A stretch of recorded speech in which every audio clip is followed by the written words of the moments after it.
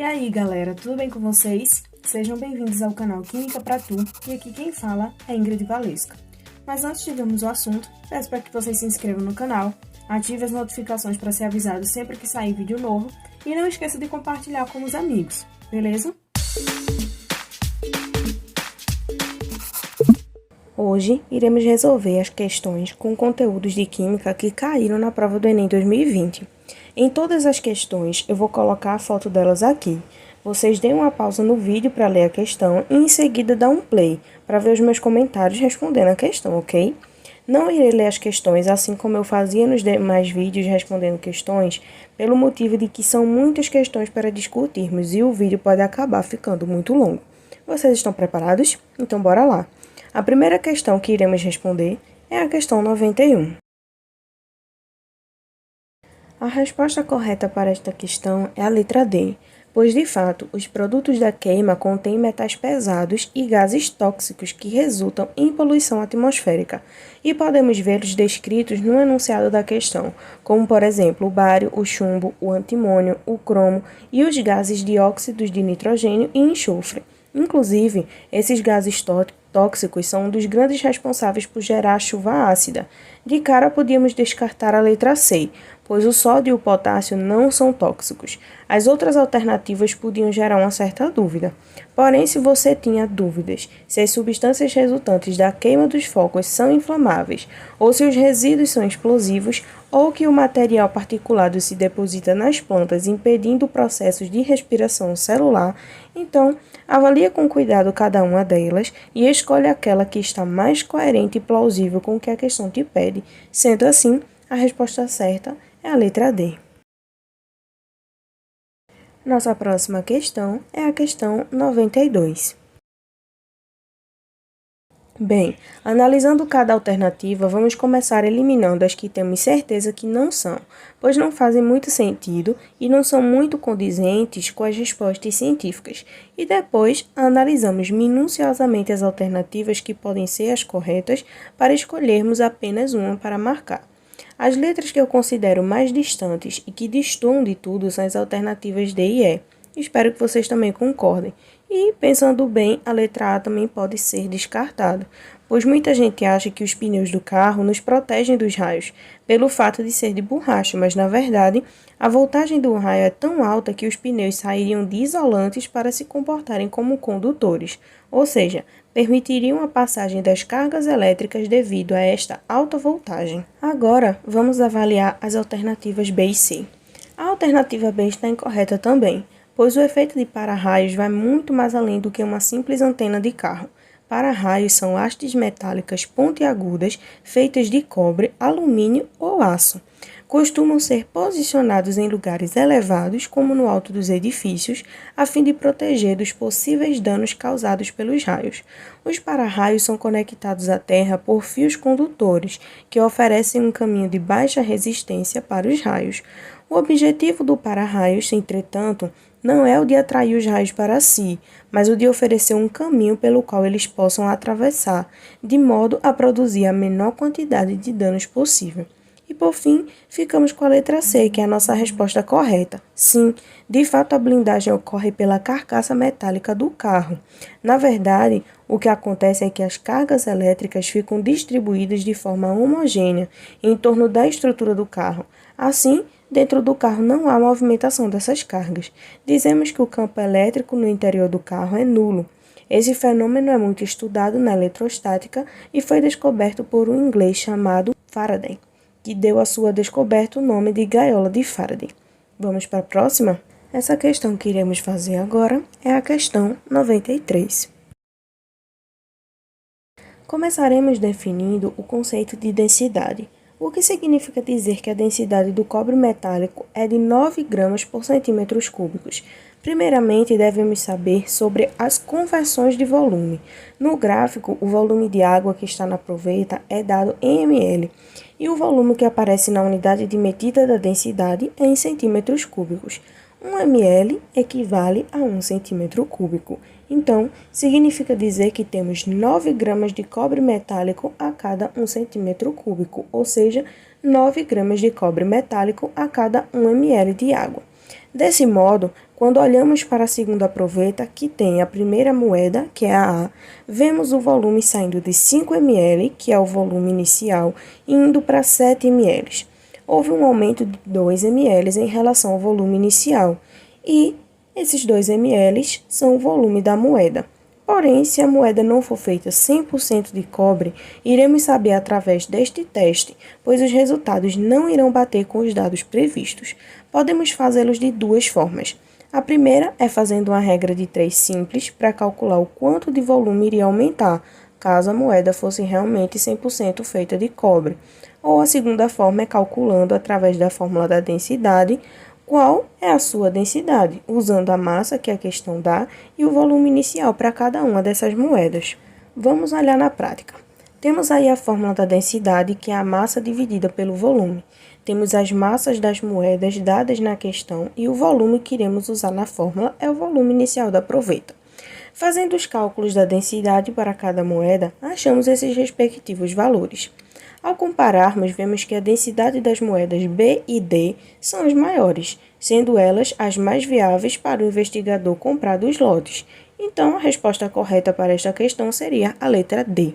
Caso você não tivesse conseguido chegar a este raciocínio, a questão também poderia ser resolvida de outra forma. O cálculo da segunda forma de fazer uma regra de 3 simples e nos mostra o volume real que a moeda iria deslocar caso fosse feita 100% de cobre. Daí podemos comparar esse valor com o valor deslocado mostrado no desenho para cada moeda. Sabendo que a densidade do cobre é de 9 gramas por centímetros cúbicos, iremos fazer essa regra de 3 simples. 9 gramas de cobre metálico está em 1 centímetro cúbico, ou seja, 1 ml, mas os 26 gramas da moeda A, que foi dado na questão, estaria deslocando quantos ml de água caso fosse feita 100% de cobre. Então, iremos achar esse valor, que é o X.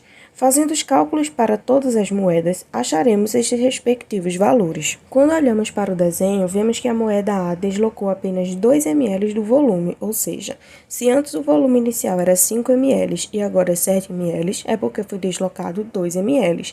E essa diferença corresponde ao volume da moeda, certo? Então, já temos essa primeira comparação. Vão anotando e fazendo aí comigo para vocês irem entendendo todo o raciocínio.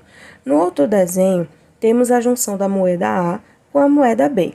Não é difícil saber o volume da moeda B, visto que conhecemos o volume de A, que foi deslocado porque foi mostrado na figura anterior, e sabemos também o volume inicial, então fica fácil, né? Vejam se vocês concordam comigo. O volume agora está em 10 ml, certo? Se 5 ml é referente ao volume inicial e 2 ml é referente ao deslocamento de volume da moeda A, fazendo diferença, temos que 10 menos 5 menos 2 é igual a 3 ml. Então, esse é o volume da moeda B. O mesmo raciocínio é feito para a moeda C e D. Desse modo, temos que o volume dessas últimas duas moedas são de 2 e 4 ml, respectivamente. Sendo assim, as moedas B e D são as mais viáveis para o investigador adquirir do lote. Podemos perceber que elas são feitas 100% de cobre, pois os seus valores da densidade e do volume bateram certinho com o esperado, né? Agora, nossa próxima questão que iremos responder é a questão 98. Bom, para respondermos esta questão, precisamos saber daquela equação muito conhecida, que é a equação de Planck-Einstein, que relaciona a energia com o comprimento de onda ou com a frequência. São essas duas equações aqui, onde H é a constante de Planck, C é a velocidade da luz no vácuo e lambda é o comprimento de onda. Sabemos que a região do ultravioleta possui comprimentos de ondas menores e que a região do infravermelho possui comprimento de ondas maiores. Desse modo, podemos relacionar o comprimento de onda com a energia, de acordo com essas fórmulas que eu mostrei para vocês. A energia é inversamente proporcional ao comprimento de onda. Então, se a questão pede quem tem a maior temperatura, ou seja, quem tem maior energia, então deve ser quem tem o menor comprimento de onda. Concordam comigo? Isso também pode ser observado através dessa imagem. Assim, vemos que a resposta para a questão é a letra E. Nossa próxima questão é a questão 99. Analisando as alternativas, vemos que é uma questão muito teórica. Ao lado das reações mostradas em cada alternativa, temos pequenas explicações a respeito dessas reações, e essas explicações nos levarão à nossa resposta correta. Queremos um perfil de um processo que se encaixe dentro de todas as características que a questão mencionou. Podemos descartar a letra C em princípio, pois os solventes orgânicos são reagentes que costumam ser agressivos ao meio ambiente. E é difícil encontrar um reagente orgânico que reage de forma rápida e seletiva, a fim de transformar a maior parte desses reagentes em produtos. Então, desse modo, descartamos essa alternativa. Também podemos descartar as letras A e D, porque o fato dela ocorrer a temperatura ambiente e a altas temperaturas não significa dizer que será um processo eficiente, completo e não prejudicial ao meio ambiente. Caso você tenha dúvidas sobre as demais alternativas, B e E, vamos analisar a que está mais completa e coerente com o que a questão pede. A letra E nos mostra o perfil de um processo ideal, ou seja, que ocorre com o uso de um catalisador, ou seja, será uma reação rápida e seletiva, e contém um metal que não é tóxico, ou seja, contém tudo que a química verde almeja a fim de obter processos eficientes e que não prejudiquem o meio ambiente. Desse modo, a alternativa correta seria a letra E. E não é a letra B porque entra na mesma linha de raciocínio que as alternativas A e D. Não é porque o processo é endotérmico que significa que estará dentro dos requisitos almejados pela química verde. Mas se temos um catalisador e um metal que não seja tóxico, estamos sim dentro dos requisitos da química verde, certo? Nossa próxima questão é a questão 101. Analisando os desenhos, o microempresário quer um óleo com fragrância de rosas e para isso a cadeia desse óleo precisa ser poliinsaturada e ter uma hidroxila nos carbonos das extremidades. Podemos de cara descartar o desenho 3, pois ele não é insaturado, ou seja, não tem ligação dupla ou tripla. O desenho 2 também pode ser descartado por dois motivos. Ele não é poliinsaturado, ou seja, não tem mais de uma ligação dupla ou tripla, e não tem um hidroxila nos carbonos de extremidade. E o que seria um hidroxila, vocês sabem?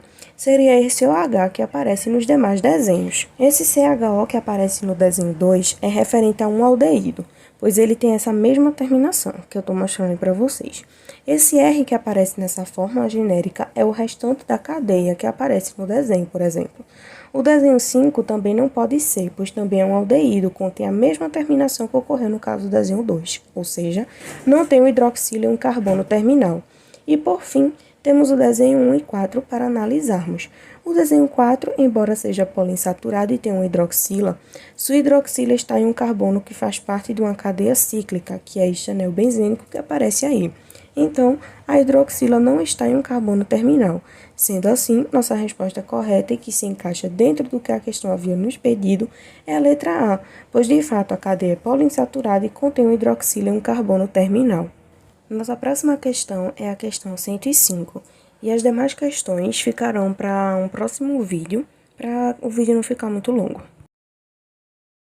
Para analisarmos o ponto de amostragem em que a água coletada estava mais próxima ao esgoto, precisamos olhar para o ponto que nos mostra onde o OD é baixo e o DBO é alto, pois onde há esgoto vai ocorrendo a inexistência de oxigênio na água, porque ele vai matando as plantas e daí não ocorre fotossíntese, por exemplo. E no caso do DBO, ele precisa ser alto, porque as bactérias e os demais micro-organismos daquele local vão consumindo o oxigênio que tinha na água. E onde tem esgoto tem micro-organismos, certo? Desse modo, nosso primeiro ponto é a alternativa correta, pois é onde tem o maior DBO. Sendo assim, a alternativa correta é a letra A. Então é isso, galera, a aula de hoje. Deixa aí nos comentários se você gostou da aula ou do vídeo, o que é que pode acrescentar, quais são as próximas aulas que vocês desejam ver. Clica no like para ajudar. Não esqueçam de me seguir também nas redes sociais. Tchauzinho e até a próxima!